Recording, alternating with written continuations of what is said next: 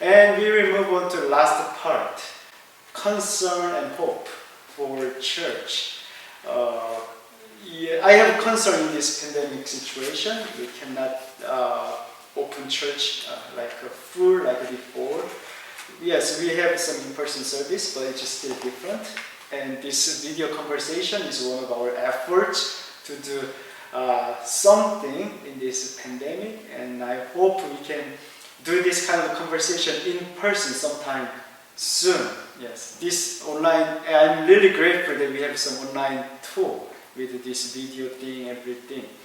So, but not just in pandemic, church always had some concerns because, as you told, church was full before, but these days it's not. But I think it's in some way it's a natural thing. Yes, that's the reality. Then, even though we have concern, we also have hope. So let us talk about it like this. Whenever anyone asks you to speak of your hope, be ready to defend it. Do this with respect for humility, maintaining a good conscience. So this is what we need to do. Yes, I have hope in the church. I have faith in God. And whenever anyone asks me, I need to be ready to share my belief, my thoughts. So in that sense, to help people who watch this video to think about their own way to defend, their own way to help each other, strengthen their faith. So let us talk about our concern and hope on church.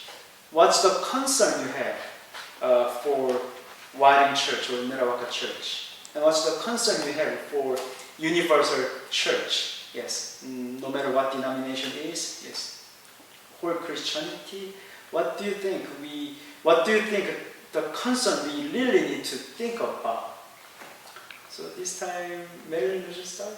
Yes, your concern on Netawaka Church and whole Christianity. Well, probably the biggest concern is because of the age of most of the members. Age,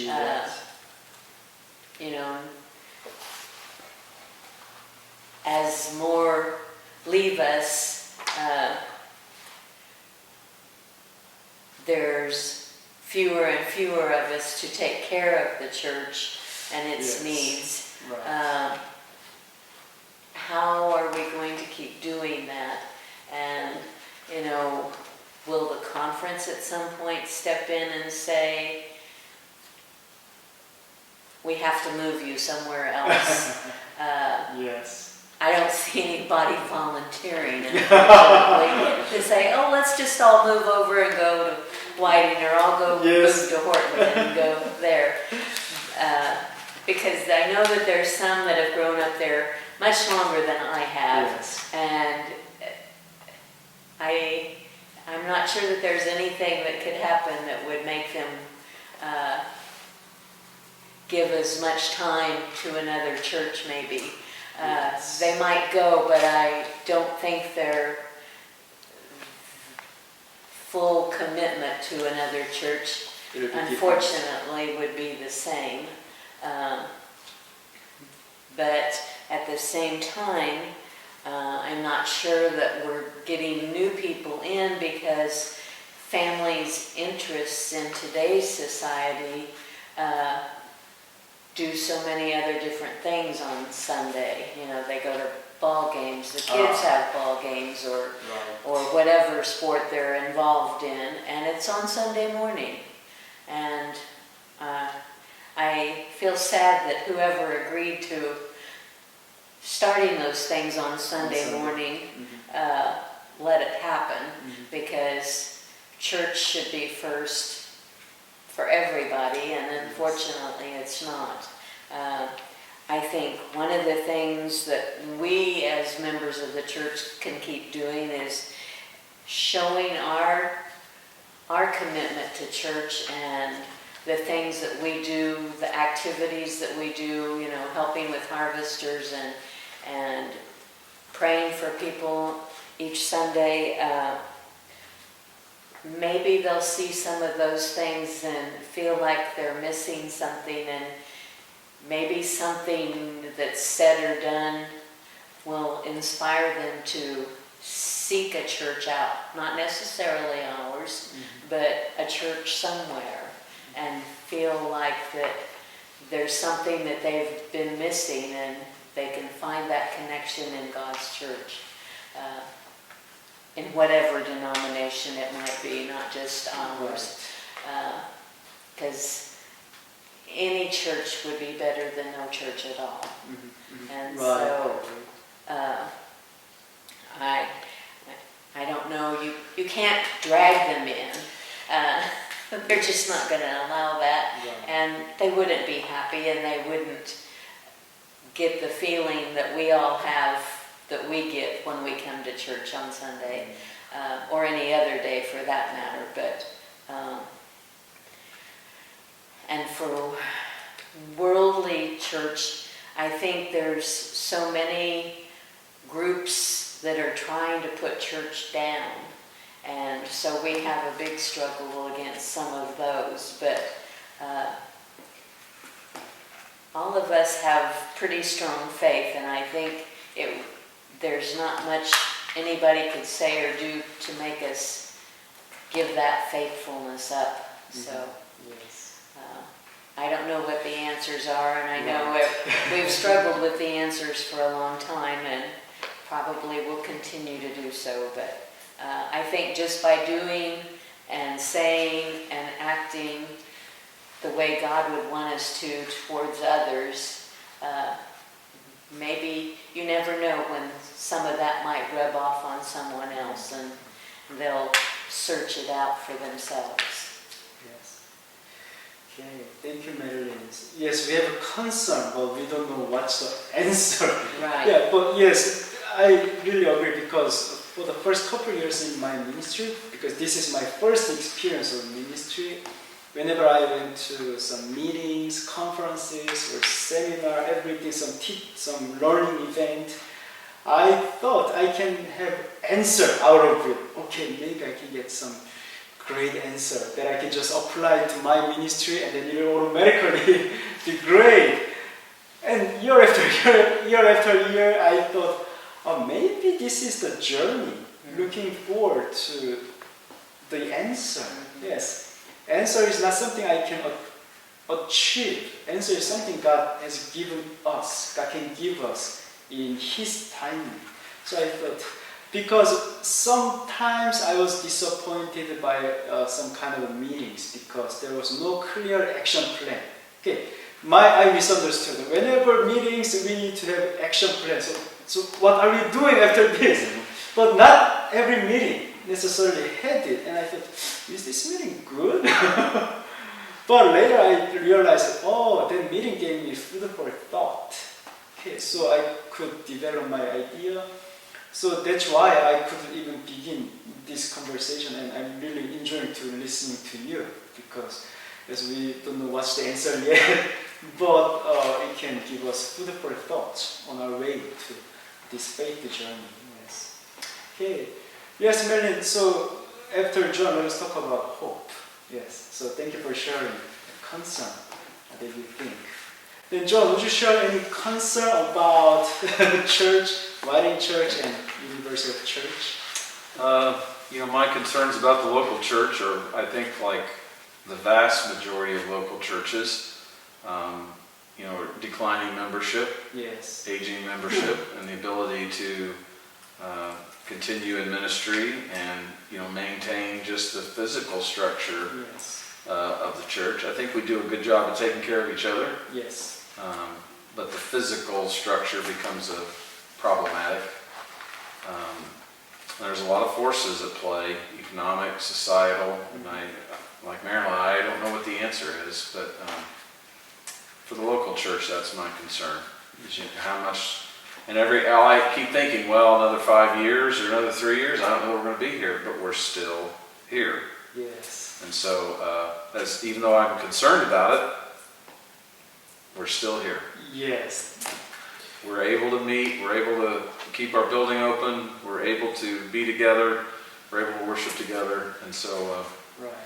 we're faithful, we're still doing what we can. I think John is emphasizing on a important point. Yes, even though we are talking about how can we be better as a church, I feel like we must talk about it, but we should not forget we are here as a church.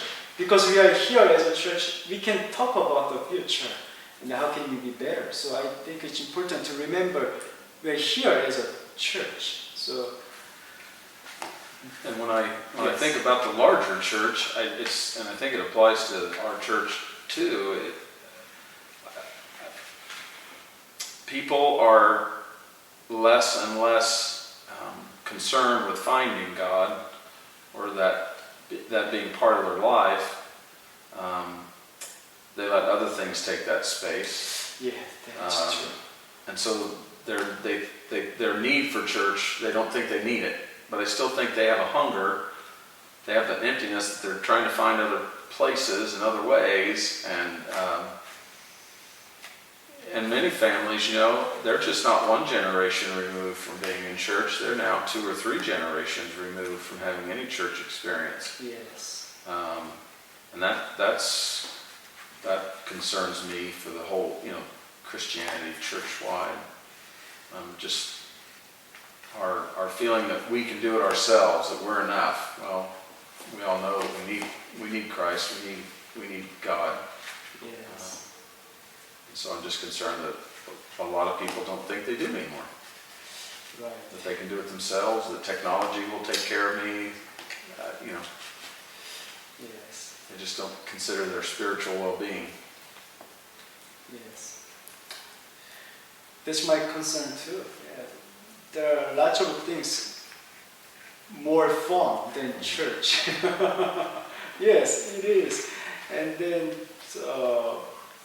actually, yeah, that's why we need to speak of our faith, speak of our stories, so that yes, maybe for now they may not listen to any conversation like a church, but as you know better than me, there are some life challenges and hardships you face with.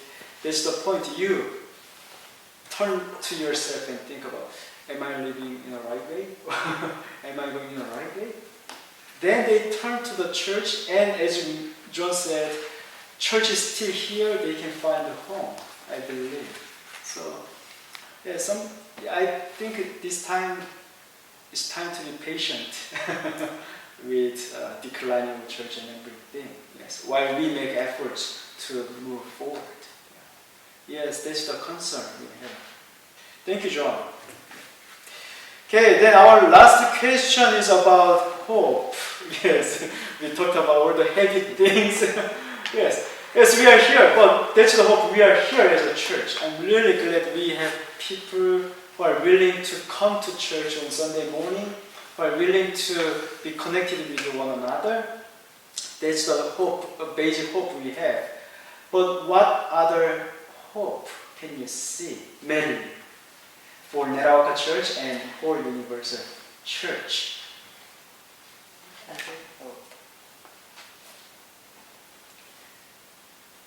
Well, first of all, I think because we went a few months without being in church, Yes. we were very hopeful that we would get back sooner than later.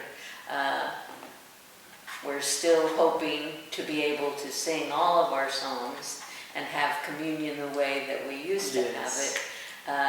And once again be able to hug one another and greet each other the way we are used to. And if we didn't have hope, then we would just shrivel up and die. Because without hope, I don't think you have a whole lot. I mean, you have God, but unless you talk to Him, you're not going to get any answers back, and you need something that continues to bring you to church, and you feel better every Sunday when you're there.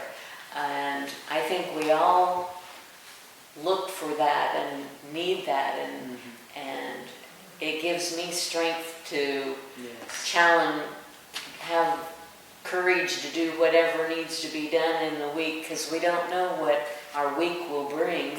And so we need to have the hope that God will help us get through whatever challenge is put before us, and the church as well. I mean, we've helped with disasters when there's been floods. We've made flood buckets and sent those, and those people, you know, had nothing, and so they were very thankful that we helped take care of them, and I'm sure that they had hope that help would come from somewhere, and so and just hope that we can continue. You know, like Jon said, we thought maybe 2 or 3 years ago we wouldn't be here any longer, and we're still plugging away, and so God must have a plan for us somewhere, because if there wasn't a plan, then we probably wouldn't be here. And so we have to keep that light shining within us and bringing us hope for whatever comes tomorrow, and that He'll be with each and every one of us through everything that we have to deal with. Yes. Thank you, Marilyn. That's really true. Yes. Yeah. We don't know when, but we believe. Biblically, historically, there was always points God came and helped His people in desperate situation. Thank you, Marilyn. Okay, Jon, what hope do you see? Well, I think there's always hope. Yes. As a Christian, that's kind of a bedrock of the faith, is you have hope, you have a promise. You know, I don't think God abandons His children. We don't know His timetable sometimes, and we sometimes don't see the plan, but you know, the Spirit moves us, and in His time He reveals what will be and what we're to do. So I have hope that there's, you know, the Spirit will move among people. We're certainly at a time in history, I think, when the message of Christ and Christianity is more needed than ever. So I think there's a population of folks out there that would be receptive to the message and the gospel. I'm hopeful and glad that there are young folks like you going into the ministry. That gives me hope.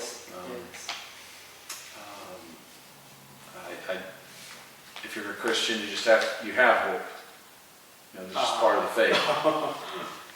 It's just part of the faith, right. And all things happen in God's time and according to God's will. So, you know, what we want and when we want it to happen may not be His plan, but we just have to be patient and open to the Spirit and be prepared. Yes. He always has a better plan than you think. Yeah. Okay, thank you, Jon. Hey, this is the conversation. We had a Laity conversation with Jon and Marilyn here. We talked about Netawaka Church and Community and Whiting Church and Community, and they shared their understanding of laity and then church, and their concern and hopes we shared.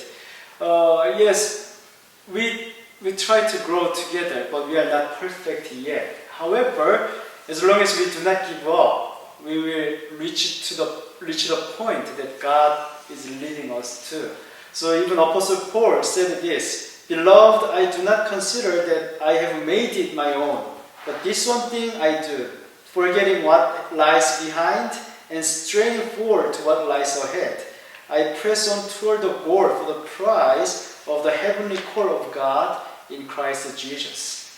Yes, let's go forward, forgetting what lies behind, but just let us focus on what lies ahead of us. So even though sometimes hope is invisible, but yes, as Christians, I like the hope of resurrection. Jesus died, but He resurrected. It shows us that there's nothing impossible for God. Yeah. So that's the hope we have. And I believe, as Jon and Marilyn shared with us, I believe your word, what you say, can be a missional tool as well. As Marilyn shared about UMW of Netawaka Church, cannot do anymore what we had done in the past. Yes, physically we cannot do it, but you still have a lot of good stories. And I believe your stories and your testimonies can be missional too. Let us use it at this time. Okay, thank you all, and then thank you, John. Thank you, Marilyn. Thank you, Greg, to make this conversation happen. Okay, bye.